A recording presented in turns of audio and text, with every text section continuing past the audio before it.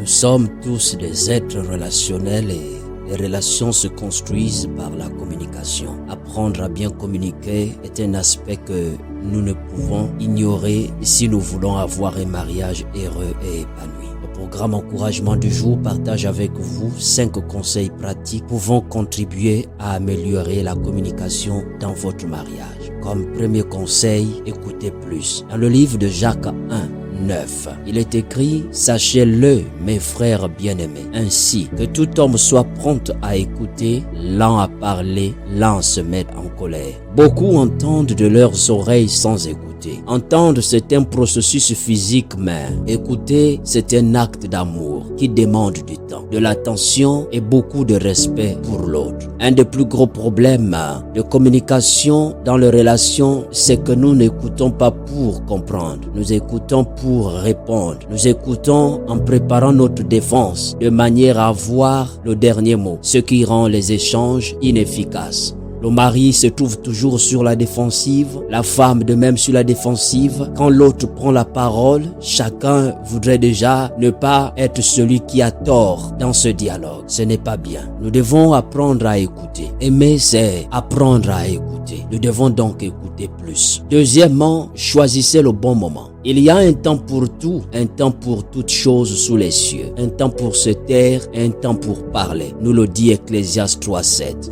Il y a de la joie pour un homme dans la réponse de sa bouche et une parole dite en son temps. Combien elle est bonne. Proverbe 15, 23. Au regard de ces versets, nous comprenons donc qu'il y a un temps pour toutes choses. Priez pour avoir de la sagesse afin de discerner le bon moment pour aborder le sujet que vous avez sur le cœur avec votre conjoint. Vous éviterez des frustrations inutiles. Mari, femme, parfois ce que vous avez à prédire comme conseil n'est pas mauvais du tout. Le problème, le plus souvent, est lié au moment. Parfois, ce n'est pas le moment favorable pour le faire. D'autres prennent la peine de faire le reproche en public devant d'autres collègues, devant d'autres personnes. Du coup, mettons l'autre dans un état d'humiliation. Et ce n'est pas bien. Troisièmement, appréciez et célébrez votre conjoint. Tout le monde aime être valorisé, apprécié et reconnu. Trop de gens dans leur mariage parlent juste pour dire ce qu'ils n'aiment pas. Et c'est terrible. Vous devriez être le meilleur supporteur de votre femme, de votre mari. Mari, supportez votre femme.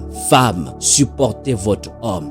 Bien des personnes aiment plus parler d'autres épouses. Tu as ta femme, apprends à l'applaudir, apprends à la célébrer. Femme, apprends à célébrer ton conjoint, apprends à célébrer ton conjoint.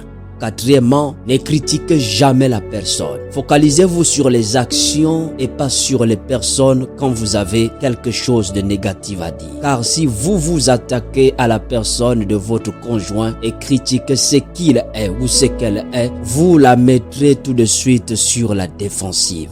Cela appauvrira votre échange. 5. Enfin, pardonnez. L'homme qui a de la sagesse est lent à la colère et il met sa gloire à oublier les offenses. Proverbe 19, 11. La vérité est que les offenses venant des personnes les plus proches sont souvent les plus douloureuses. Dieu nous appelle à pardonner et à oublier les offenses car la conséquence du manque de pardon sera toujours la distance et une très mauvaise communication dans le mariage. Excellente semaine à tous et que Dieu vous bénisse. C'était le programme encouragement du jour partagé par le couple Venga. Ulrich Venga était avec vous.